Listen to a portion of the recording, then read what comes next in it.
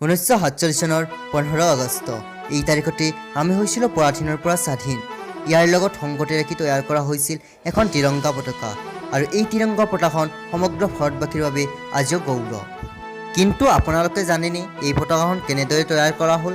British শাসনৰ সময়ত আমাৰ পতাকাখন কেনে আছিল, কেনেদৰে লাহে লাহে পৰিৱৰ্তন হৈ 1947 চনৰ আজিৰ এই পতাকাখন আমি পালোঁ। তেনে বন্ধুসকল, আহকচোন আজিৰ এই ভিডিঅ'টোৰ জৰিয়তে আমি আমাৰ তিৰংগা পতাকাখনৰ ইতিহাসৰ কথা জানো। আহকচোন বন্ধুসকল, এই ভিডিঅ'টোৰ জৰিয়তে আমি তিৰংগাখনৰ ইতিবৃত্তিৰ কথা জানো। নমস্কাৰ বন্ধুসকল, মই হৰিশ আৰু আপোনালোকে চাইছে smart in Assam YouTube channel. জাতীয় পতাকাৰ এই কাহিনী আৰম্ভ হয় 1857 চনত। ইয়াৰে আগতে ভাৰতৰ বিভিন্ন ৰাজ্যৰ বেলেগ বেলেগ পতাকা আছিল, কিন্তু 1857 চনত চিপাহী বিদ্ৰোহৰ সময়ত ভাৰতৰ শাসন ক্ষমতা প্ৰত্যক্ষভাৱে ইংৰাজৰ শাসনলৈ যায়। ইয়াৰ পিছত সমগ্ৰ ভাৰততে এখন পতাকা তৈয়াৰ কৰা হয়, আৰু এই পতাকাখন ঠিক এনেকুৱা ধৰণৰ। ৰঙা ৰঙৰ এই পতাকাখনত ওপৰৰ বাওঁ দিশে আমেৰিকা দেশৰ চিম্বল আৰু দাণ্ডিৰ মাজত এটি ষ্টাৰ চিম্বল আছে।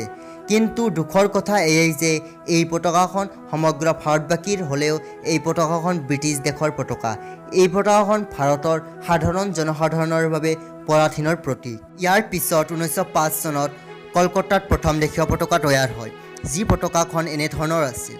এই পতাকাৰ মাজত লিখা আছিল বন্দে মাতৰম। এই পতাকাখন বন্দে মাতৰম পতাকা বোলা হয়।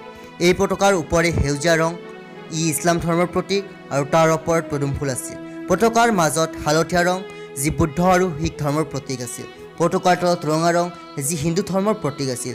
তাৰ লগত তাৰ ওপৰত সূৰ্য আৰু জোন আছিল। এই পতাকাৰ মূল উদ্দেশ্য আছিল ভাৰতৰ সকলো ধৰ্মৰ মানুহৰ একতা। ধৰ্মীয় ভিত্তিত এই পতাকাখন তৈয়াৰ কৰা হৈছিল। ইয়াৰ পিছত 1907 চনত নতুন এটা পতাকা তৈয়াৰ কৰা হয়, যাক জাৰ্মানীত উৰা হৈছিল। এই পতাকাখন এনেকুৱা ধৰণৰ আছিল। ইয়াৰ উপৰি 1917 চনত বাল গংগাধৰ তিলকে আন এখন পতাকা তৈয়াৰ কৰে। এই পতাকাখন ৰঙা, সেউজীয়া আৰু ওপৰৰ বাওঁফালে ইউনাইটেড ষ্টেটৰ এটা চিম্বল আছিল আৰু কাষত ষ্টাৰ আছে। এইবাবে এই পতাকাখন ভাৰতীয় জনতাৰ মাজত জনপ্ৰিয়তা পায়। মহাত্মা গান্ধীৰ মতে ৰঙা ৰং হিন্দু ধৰ্মৰ প্ৰতীক আৰু সেউজীয়া ৰং ইছলাম ধৰ্মৰ প্ৰতীক। সেইবাবে এই পতাকাখন বিশেষভাৱে ভাৰতীয়ৰ হৃদয় জয় কৰিবলৈ সক্ষম হৈছিল। 1921 চন এই চনটোতো এনেকুৱা ধৰণৰ এখন পতাকা তৈয়াৰ কৰিছিল, যি পতাকাখন ভাৰতীয়ৰ মন জয় কৰিবলৈ সক্ষম হৈছিল।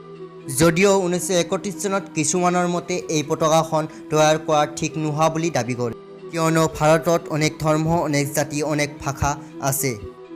ইয়াৰ পিছত তৈয়াৰ হয় এখন নতুন পতাকা, যাৰ ৰং বৰ্তমান পতাকাখনৰ সৈতে একে, কিন্তু মাজত অশোক স্তম্ভৰ সলনি আছে এটি যঁতৰ।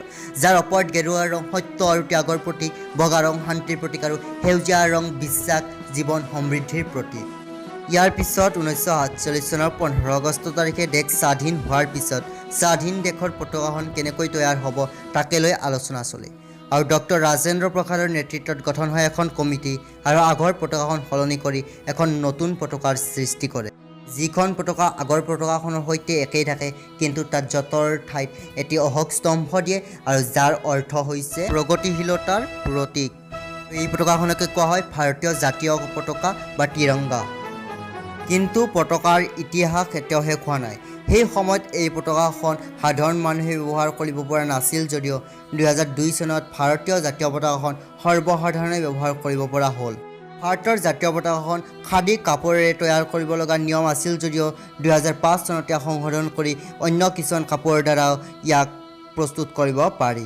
গতিকে বন্ধুসকল, ভিডিঅ'টো ইমানেই। যদি ভিডিঅ'টো চাই ভাল পালে নিশ্চয় লাইক কৰিব, কমেণ্ট কৰিব, শ্বেয়াৰ কৰিব, আৰু আগলৈ এনেকুৱা ধৰণৰ ভিডিঅ' পাবলৈ আমাৰ চেনেলটো ছাবস্ক্ৰাইব কৰিব আৰু কাষতে থকা বেল আইকনটো দবাই দিব। ধন্যবাদ। জয় অসম, জয় ভাৰত মাতা কি।